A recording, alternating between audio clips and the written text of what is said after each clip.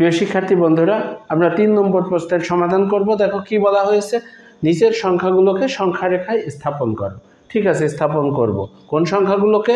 কতে আছে +5, খতে -10, গতে +8, ঘতে -1, উমতে -6। আমি সমাধানটা এভাবে লিখছি, দেখো তোমাদের সুবিধার্থে। আমার যেহেতু বোর্ড আছে তাই আমি মুছে মুছে লিখতে পারবো, সেই জন্য আমি একটা টেকনিকে লিখছি। কিভাবে? তোমরা প্রত্যেকটা, যেমন ক নম্বর প্রশ্নে যদি আমরা লিখতে চাই তাহলে কি লিখব? এভাবে সংখ্যা রেখার উপর ধনাত্মক পূর্ণ সংখ্যা +5 স্থাপনের জন্য শূন্য বিন্দু সংখ্যা রেখা কোনটা? এই যে দেখো, এটা হচ্ছে সংখ্যা রেখা, যার শূন্য বিন্দু হচ্ছে এইটা। এই বিন্দুটা হচ্ছে শূন্য বিন্দুর ডান দিকে, ধনাত্মক মানে ডান দিকে আর ঋণাত্মক মানে হচ্ছে বাম দিকে, মানে বাম হাতের দিকে। একটা হচ্ছে ডান হাতের দিকে আর একটা বাম হাতের দিকে। ঠিক আছে, ডান দিকে 5 একক দূরে। মান কত? ধনাত্মক ঋণাত্মক এগুলো বাদ দিয়ে 5 হচ্ছে আমাদের মেইন মান, মানে সংখ্যা হচ্ছে 5। তাহলে 5 একক দূরে +5 বিন্দুটিকে গাঢ় গোল চিহ্ন দ্বারা আবদ্ধ করি, তাহলে এই বিন্দুটিই হবে +5 এর অবস্থান। তো এভাবে আমরা একটা সংখ্যা রেখায় এঁকে এভাবে বিভিন্ন রকম সংখ্যা লিখব। তো সংখ্যা না লিখলেও কোনো সমস্যা নেই, আমরা যদি একক একক করে এভাবে ভাগ করে দিয়ে যাই, যেমন 1 2 3 4 5 6 7 9 8 9 10, এদিকে -1 -2 -3 -4 -5 -6 -7 -8 -9 -10, এভাবে ইনফিনিটি পর্যন্ত। তো এখন দেখো, আমরা যদি সংখ্যাগুলো না লিখি কোনো সমস্যা নেই, তবে লিখে দেওয়া ভালো। ডান দিকে যাব আর কত? 5 একক দূরে। তাহলে এটা হচ্ছে 0, এটা কত? 1 2 3 4 5। এ ঘরে কি করতে হবে? একটা গোল চিহ্ন, গাঢ় গোল চিহ্ন দিতে হবে। তাহলে এই যে +5, এটার মান কত? +5, এই যেখানে লেখাই আছে, দেখো এখানে আমি প্লাস চিহ্ন দেইনি, প্লাস চিহ্ন না থাকা মানেও তো প্লাস চিহ্ন, তাই না? তাহলে +5 হচ্ছে এই বিন্দুর অবস্থান, অর্থাৎ এই বিন্দুটাই হবে +5 এর অবস্থান। ওকে, এবার যদি আমরা খ নাম্বার প্রশ্নের উত্তর দেই, দেখো আমি আবার, তোমরা আবার নতুন করে লিখবা, কিন্তু আমি আর লিখছি না, আমি একটু টেকনিক করব। এটা হচ্ছে খ। খ এর জন্য আমরা কি করব? দেখো খতে আছে কত? -10, তাহলে কিন্তু এবার ধনাত্মক না, এটা হচ্ছে ঋণাত্মক। তাহলে আমরা ঋণাত্মক লিখব। সংখ্যা রেখার উপর ঋণাত্মক পূর্ণ সংখ্যা কত? -10 স্থাপনের জন্য শূন্য বিন্দুর ডান দিকে না, এবার হবে বাম দিকে। মাইনাস হইলে বাম দিকে, তাহলে ডাইনের জায়গা হয়ে গেল বাম দিকে। কত একক দূরে? এবার সংখ্যার মান কত?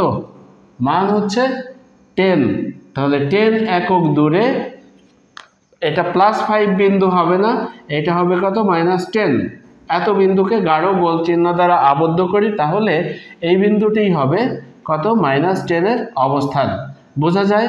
তাহলে এবার এইটার আর অস্তিত্ব থাকবে না, এটাকে একটু মেরামত করে দেই, আগের মতো করে দিলাম। মানে এটা যেহেতু আলাদা অঙ্ক, আলাদাভাবে আঁকতে হবে, আলাদাভাবে লিখতে হবে।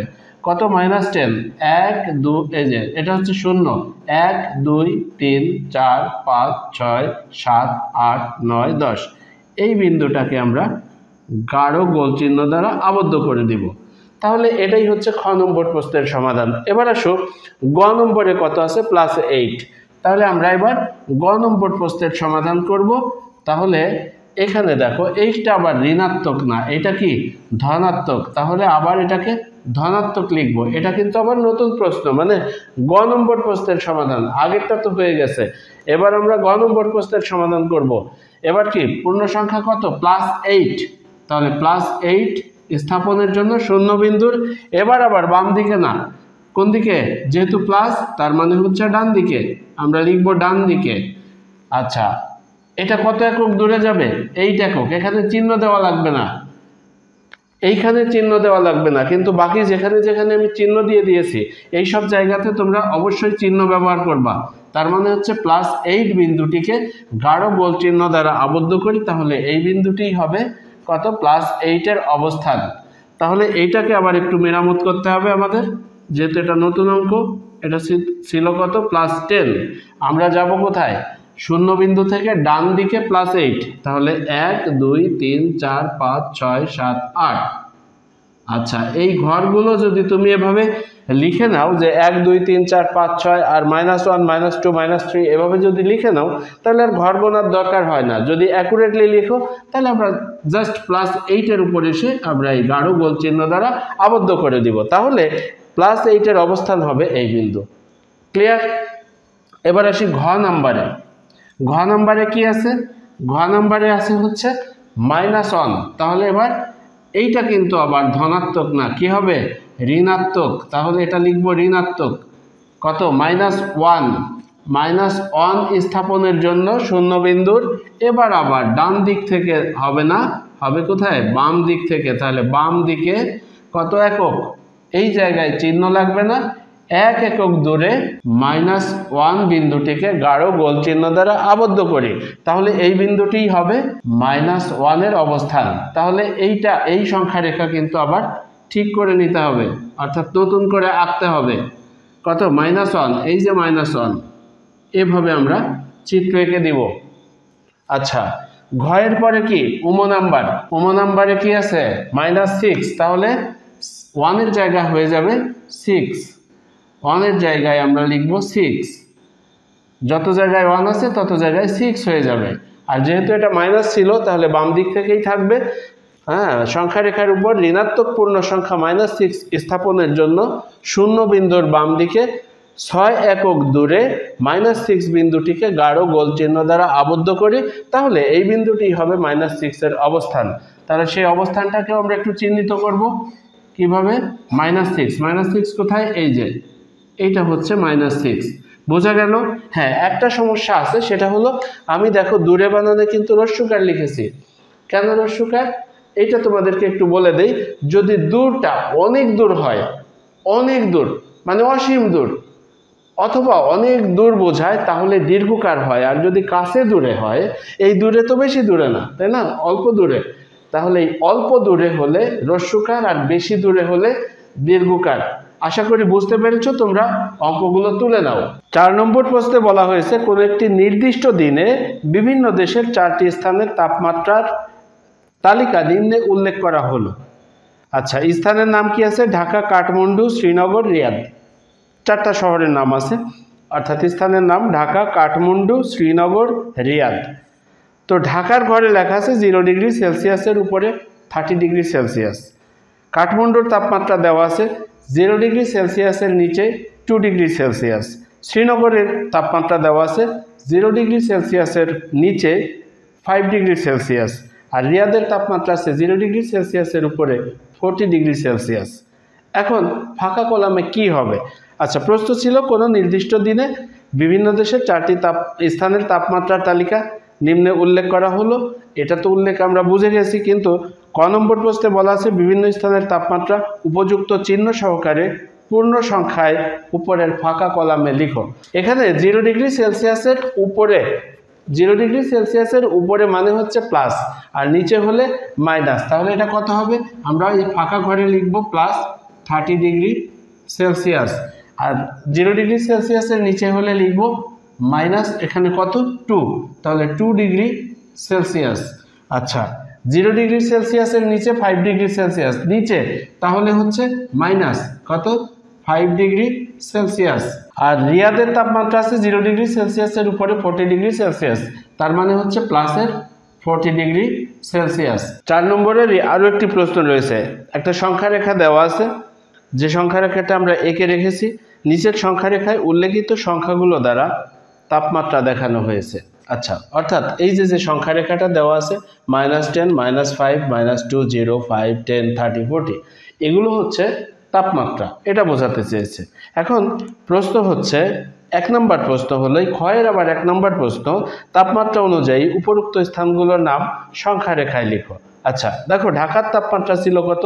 0 ডিগ্রি এর উপরে 30 ডিগ্রি সেলসিয়াস। তাহলে 0 ডিগ্রি এর উপরে মানে ডান দিকে, এইটা হচ্ছে এই যে এই স্থানটা হচ্ছে কোথায়? ঢাকা। তাহলে এখানে আমরা এভাবে সংখ্যা রেখায় এঁকে লিখব ঢাকা। আচ্ছা, কিভাবে লিখব সেটা একটু আলোচনা করে আসি। নাম্বার 1, তাপমাত্রা অনুযায়ী উপরোক্ত স্থানগুলোর নাম সংখ্যা রেখায় দেখানো হলো। সংখ্যা রেখাটা আঁকবা, আঁকার পরে যার যার তাপমাত্রা অনুযায়ী সেই স্থানের নাম লিখে দিব। আচ্ছা, এরপরে কাঠমান্ডু আছে 0 ডিগ্রি সেলসিয়াসের নিচে, কোথায়? 0 ডিগ্রি সেলসিয়াসের নিচে মানে হচ্ছে মাইনাস, তো কত 2 ডিগ্রি সেলসিয়াস মানে -2 ডিগ্রি সেলসিয়াস, এইটা হবে কাঠমান্ডু। কাঠমান্ডু বোঝা যায়? আচ্ছা, এরপরে দেখো, এরপরে কিসের তাপমাত্রা দেওয়া আছে? শ্রীনগর। শ্রীনগরের তাপমাত্রা আছে 0 ডিগ্রি সেলসিয়াসের নিচে, কত 5 ডিগ্রি সেলসিয়াস, তার মানে হচ্ছে মাইনাস, যেহেতু নিচে, তাহলে এই স্থানটা হবে শ্রীনগর। শ্রীনগর। আচ্ছা, এরপরে আছে কি 0 ডিগ্রি সেলসিয়াসের উপরে 40 ডিগ্রি সেলসিয়াস, তার মানে হচ্ছে এইটা, এটা কোথায়? এটা হচ্ছে রিয়াদ। এবার 2 নম্বর প্রশ্নে কি বলা আছে? কোন স্থানটি সবচেয়ে শীতল? দেখো এখানে সবচেয়ে বামে কে? বামে হচ্ছে মাইনাস থাকে, আমরা জানি তাই না, মাইনাস বা কম, মাইনাস থাকতেই হবে বিষয়টা এরকম না, যদি শূন্যের চেয়ে বেশি হতো সবাই তাহলে সে তো মাইনাস হতো না, কিন্তু সবচেয়ে বামে যে থাকবে সে হচ্ছে সবচেয়ে শীতলতম, তাহলে এখানে কে? শ্রীনগর। ঠিক আছে, তাহলে দেখো শ্রীনগর স্থানটি 2 নম্বর প্রশ্ন আমরা এভাবে লিখব। প্রশ্নের উত্তর, শ্রীনগর স্থানটি সবচেয়ে শীতল কারণ এই স্থানটির তাপমাত্রা সংখ্যারেখার সর্ববামে অবস্থিত। আর শেষ প্রশ্নে বলা আছে যে সকল স্থানের তাপমাত্রা 10 ডিগ্রি সেলসিয়াসের বেশি সে সকল স্থানের নাম লিখো। আচ্ছা, 10 ডিগ্রি এর উপরে কারা আছে? দেখো 10 এর উপরে কারা আছে? ঢাকা এবং রিয়াদ। তাহলে আমরা লিখব তাপমাত্রা 10 ডিগ্রি সেলসিয়াসের চেয়ে বেশি তাপমাত্রার স্থানগুলো ঢাকা ও রিয়াদ। পরের প্রশ্নে কি বলা আছে? নিম্নে প্রদত্ত সংখ্যাদ্বয়ের মধ্যে কোনটি অন্যটির ডানে অবস্থিত সংখ্যারেখায় দেখাও। তাহলে আমরা কি করব? আগে সংখ্যারেখায় বিন্দু দুটোকে স্থাপন করব। তাহলে এভাবে লিখব। ক নম্বরের সমাধান করছি আমরা 2 এবং 9, এই দুইটা বিন্দুকে সংখ্যারেখায় স্থাপন করব। লিখব 2 এবং 9 বিন্দুদ্বয়কে সংখ্যারেখায় স্থাপন করা হলো, তারপরে সংখ্যারেখায় এঁকে দিব। এবার কত কত বসাবো? 2 এবং 9, 2 প্লাস না মাইনাস? প্লাস, যেহেতু আগে কোনো চিহ্ন নাই। 9 কি প্লাস না মাইনাস? প্লাস, কারণ আগে কোনো চিহ্ন নাই, মাইনাস থাকলে অবশ্যই চিহ্ন দেওয়া থাকবে। তো আমরা 2 বসাবো কিভাবে? শূন্য বিন্দুর 2 একক ডানে, যে কোথায় 2? এই যে 2, তাহলে আমরা এই 2টাকে গোল চিহ্ন দিয়ে ভরাট করে দিব। ওকে, এরপরে কত? 9, 9 এই যে এইখানে দেখো। এরপরে লিখব সংখ্যা রেখায় 9 বিন্দুটি 2 বিন্দুটির ডানে অবস্থিত। আমরা তো ডান বাম চিনি তাই না, এটা বামে এটা ডানে, বোঝা গেল? এরপরে আমরা খ নম্বর প্রশ্নের সমাধান যদি করি তাহলে কি হবে? এবার 2 9 এর জায়গায় হবে -3 -8, -3 আর হচ্ছে -8 বিন্দুদ্বয়কে সংখ্যা রেখায় স্থাপন করি। এখানে এটাকে একটু মেরামত করি, যেহেতু এটা নতুন প্রশ্ন, তাহলে কি করতে হবে? এটা নতুন করে তোমাদের রাখতে হবে। এবার কত? -3 -8, -3 হচ্ছে এইটা, এটা -3 আর -8 এই যে -8, এই দুটো বিন্দুকে আমরা স্থাপন করলাম, দ্যাট মিন্স সংখ্যা রেখায় স্থাপন করলাম। তাহলে এই যে দেখো ডাইনে কি -8 না -3? ডান পাশে হচ্ছে -3, তাহলে সংখ্যা রেখায় -3 বিন্দুটি -8 বিন্দুটির ডাইনে অবস্থিত, বোঝা গেল? ওকে, এবার গতে আসি আমরা। আবার এগুলো কিন্তু তোমরা আলাদা আলাদা করে তুলবে, আমি সহজে বুঝতে পারছি বলে এই টেকনিকটা অবলম্বন করছি, কিন্তু তোমাদের নতুন করে আবার এটা তুলতে হবে। আচ্ছা, গ নাম্বার প্রশ্নে কত আছে? 0 এবং -1, তাহলে এখানে কত কত বসাবো আমরা? 0 আর বসাবো হচ্ছে -1, তাহলে এইটা কিন্তু নতুন চিত্র। তাহলে -8 ঠিক করে দিলাম, -3ও ঠিক করে দেই। ওকে, এবার কত কত? 0, 0 মানে হচ্ছে এইটা, এই যে 0 বিন্দু, আর -1 এই যে -1, তাহলে ডাইনে কে? 0 ডাইনে, তাহলে সংখ্যা রেখায় 0 বিন্দুটি -1 বিন্দুটির ডানে অবস্থিত, বোঝা গেল? ওকে, এরপরে চলে আসি আমরা ঘতে। ঘ নম্বর প্রশ্নে কি বলা আছে? ঘ নম্বরে বলা আছে -11 আর হচ্ছে +10, তাহলে -11 এবং +10 এই দুটোকে আগে সংখ্যা রেখায় স্থাপন করব। তবে তার আগে নতুন চিত্র যেহেতু আবার সংখ্যা রেখা আঁকতে হবে। -11 মানে হচ্ছে এইটা, আর কত? +10 মানে এই যে এইটা, এই যে বিন্দু স্থাপন করা মানে এই গোল বৃত্ত দ্বারা ভরাট করা। এখানে কে ডাইনে? 10 ডাইনে, +10 ডাইনে, কার ডাইনে? -11 এর, তাহলে +10 বিন্দুটি -11 বিন্দুটির ডানে অবস্থিত। এইটা গেল ঘ। এরপরে চলে আসি উম নাম্বারে। কত কত বিন্দু আছে? -6 আর হচ্ছে +6। তাহলে আমরা -6 এবং +6 বসানোর জন্য আবারও সংখ্যা রেখা আঁকবো। সংখ্যা রেখা এঁকে কি করব? -6 স্থাপন করব। এই যে -6 স্থাপন করলাম আর +6 স্থাপন করলাম। আচ্ছা, এবার কে ডাইনে কে বামে? এটা ডাইনে এটা বামে। তাহলে +6 বিন্দুটি -6 বিন্দুটির ডানে অবস্থিত। আশা করি বুঝতে পারছো। এরপরে হচ্ছে চ নাম্বার। চ নাম্বারে যাই আমরা। চ নাম্বারে কত আছে? 1 এবং -10। তার মানে হচ্ছে +1 আর কত? -10। -10 এই বিন্দু দুটোকে যদি আমরা বসাই, আবার সংখ্যা রেখা আঁকবো। সংখ্যা রেখা এঁকে বিন্দু দুটোকে স্থাপন করব। আচ্ছা, কত? +1। +1 মানে হলো এইটা। আর কত? -10। -10 মানে হচ্ছে এই বিন্দুটা। এটাকে ভরাট করব। কে ডাইনে? +1 ডাইনে। তাহলে লিখবো আমরা 1 বিন্দুটি -10 বিন্দুটির ডানে অবস্থিত।